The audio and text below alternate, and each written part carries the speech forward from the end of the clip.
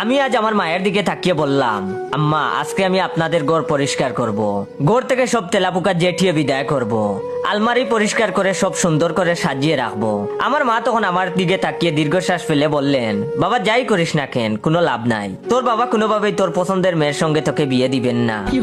তুই জানিস তো তোর বাবা এলাকার প্রেম বিরোধী কমিটির সভাপতি, সারাদিন প্রেম নিয়ে বিচার সালিশ করেন। আমি তখন মাকে বললাম, কিন্তু আব্বা না প্রেম করে বিয়ে করেছে। মা তখন মুচকি হাসি দিয়ে বলে, এখন তো আর তোর বাবা স্বীকার করে না, কি আর করবি। আবার তুই পছন্দ করছিস বরিশালের মেয়ে, তোর আব্বা বলেছে বরিশালের মেয়েকে ছেলের বউ করে গড়ে আনবে না, ঘরের মধ্যে বরিশালের মেয়ে ঘুরে বেড়াবে আর কাজের বুয়াদের চিৎকার করে বলবে, ও মনু ডাইলে লবণ দিছু না দেবা। তারপর বলবে, ও মা আব্বাই তোমারে বুলায়। কোনো মেহমান আসলে জিজ্ঞেস করবে, ও মনু তোকে বাড়ি কমবে। পাশের থেকে তখন আমার ইংলিশ ছোট ভাই বলে, আম্মু তুমি তো জানো না, ও এমজি কে বরিশালের লোকজন বলে ও মুর খুদা। আমি তখন ছোট ভাইয়ের দিকে চোখ কটমট করে তাকালাম, বিড়বিড় করে তখন বললাম, হাতি গড়তে পড়লেও চামচিকাও লাথি মারে। সে এইবার 32টা দাঁত বের করে বলে, যাক অবশেষে তুমি স্বীকার করলে তুমি একটা হাতি। ছোট ভাইয়ের কথা শুনে আমি আর কথা বাড়াই না, বিপদের সময় মুখ বন্ধ রাখতে হয়। আমি তখন আব্বা আম্মার ঘর গুছাতে শুরু করি। আমার আম্মা আবার আমাকে বলে, শুন তুই আবার আলমারিতে তোর বাবার টাকা এদিক সেদিক করিস না, তোর বাবা সেই কেপন। গতবার আমি তোর ছোট ভাইয়ের বুদ্ধিতে তোর আব্বার ড্রয়ার থেকে টাকা সরিয়ে মনোপলির টাকা রাখছিলাম। সেই ঈদে তোর বাপ আমারে মনোপলির টাকা দিয়ে বলে, এই টাকা দিয়ে বাজার করো। বাপজান যতই দুঃখ পাস বাপের পকেটে হাত দিস না। আমি অনলাইনে ড্রেস অর্ডার করেছি, তোর বাপ পরে আমার মনোপলির টাকা ধরাই দিবে। তারপর বিকাল বেলায় বাপজান আমাকে নিয়ে সালিশে বসেছে।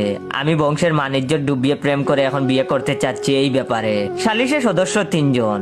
আমার মা প্রথমে একবার এসে এখন আবার সিরিয়াল দেখতে গেছে, কারণ আজকের পর্বে নাকি দেখা যাবে শাশুড়ি জিতেছে নাকি বউ। বাবাকে বলে গেছে, তোমার ছেলে কিন্তু আজকে অনেক কাজ করেছে, আমাদের রুম পরিষ্কার করেছে, আলমারি গুছিয়েছে, গোড় ঝাড়ু দিয়ে গোড় মুছেছে। আমার বাবা তখন আমার দিকে তাকিয়ে বলেছেন, বাহ তুমি তো দিনে দিনে গৃহবৃত্ত হয়ে উঠছো, আমরা কি বাসায় বুয়া বিদায় করে দিব? আর তুমি তো রাতের বেলায় জেগেই থাকো, সেই হিসাবে দারোয়ানের চাকরিটাও নিতে পারো। বাবা যখন কথাগুলো আমাকে বলতেছিল, মর্জিনার মা তখন পাশ দিয়ে যাচ্ছিল। সে এক চিৎকার দিয়ে বলে, খালু আমারে বিদায় কইরেন না, ভাইজান কাজে ফাঁকিবাজ, সকালে ঘুম থেকে উইটা নাস্তা দিতে পারবো না। সেদিন বাজার থেকে রুই মাছ আইনা কয় মর্জিনার মা পদ্মার ইলিশ আনছি, রান্না করো, পান্তা বাদ দিয়া খামু। খালু যান ভাইজান রে না হয় আমি পাশের বাসায় কাজ নিয়া দিমুনে। আমি তখন দাঁত কটমট করে মর্জিনার মায়ের দিকে তাকালাম। আমার বাপ আমার দিকে তাকিয়ে বলে, বুঝছো এইখানেও প্রতিযোগিতা আছে। আমি এইবার কাশি দিয়ে গলা পরিষ্কার করলাম আর আব্বাকে বললাম, আব্বা আজকে আলমারি পরিষ্কার করতে গিয়ে আপনার একটা চিঠি পাইছি। তখন আব্বা বললেন, পাইবি তো। সেই আমলের আমরা বাবা মাকে চিঠি লিখতাম, টাকা পাঠাইতাম, বসে বসে বাপের টাকায় প্রেম করতাম না। কি যে ভালো ছেলে ছিলাম। মেয়েরা যে রাস্তায় হাঁটতো সেই রাস্তায় আমরা হাঁটতাম না। তো আমি চিঠিটা কার কাছে লিখছিলাম, বাপের কাছে না মায়ের কাছে? আমি তখন বললাম, না আব্বা, আপনি চিঠি দিয়েছেন ময়না পাখিকে।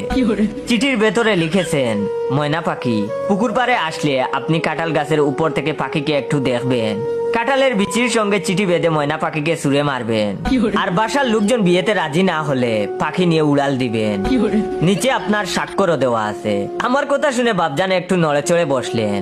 আমি তখন আব্বাকে বললাম, আব্বা আমি বলছিলাম কি, আপনার এই যে পাখি প্রীতি এটা তো কেউ জানে না। ভাবলাম এই চিঠি ফেসবুকে পোস্ট দিয়ে সবাইকে একটু জানালাম পাখির প্রতি আপনার ভালোবাসা। জাহাঙ্গীরনগরে যে পাখির মেলা হয় সেখানে আপনাকে প্রধান অতিথি করে নিয়ে গেলাম। এর মধ্যে মা চলে আসলো আর এসে বলল, কি ব্যাপার তুমি চুপ করে আসো কেন? ছেলেকে বুঝিয়েছো যে এই বিয়েতে তুমি রাজি না? তখন বাবা বললেন, কে বলেছে আমি রাজি না? দেখো ছেলের সাবালক হয়েছে, তাকে তো বিয়ে দিতেই হবে, ছেলে মেয়ে পছন্দ করছে আলহামদুলিল্লাহ। মা তখন বললেন, বললা না বরিশালের মেয়ে তোমার ছেলেরে বলবে তোমার বাপে তোমারে বুলাইতে লাগছে, সেট কইরা যাও। এটা শুনে বাবা তখন মাকে বললেন, বরিশালের ভাষা এবং সেখানকার লোকজন সবচাইতে মিষ্টি, ভাবছি বৌমার কাছ থেকে বরিশালের ভাষাটা শিখবো। আমিও তোমাকে বলবো, অমনু ডাইলে লবণ দিছু নাকি দেবা? আমার মা তখন হা করে আমার বাবাকে দেখছে আর বলছে, তোমার শরীর খারাপ করে নাই তো? বাবা তখন মাকে বললেন, আরে না আমি সুস্থই আছি, আর শূন্য ছেলেকে দিয়ে ঘর দুয়ার পরিষ্কার করাবা না, এতে বিরাট সমস্যা হয়। আমি ছেলের দ্রুত বিয়ের ব্যবস্থা করছি। ধর্মে আছে যে সাবালক ছেলের যত দ্রুত বিয়ে দেওয়া যায় ততই মঙ্গল। তারপর বাবা উঠে তার রুমে যাচ্ছে। মা তখন আমার দিকে তাকিয়ে বলছে, কিরে তুই তো হিন্দি সিরিয়াল থেকেও কম যাস না, একদিন ঘর দুয়ার পরিষ্কার কইরা বাপের মন জিতে নিলি।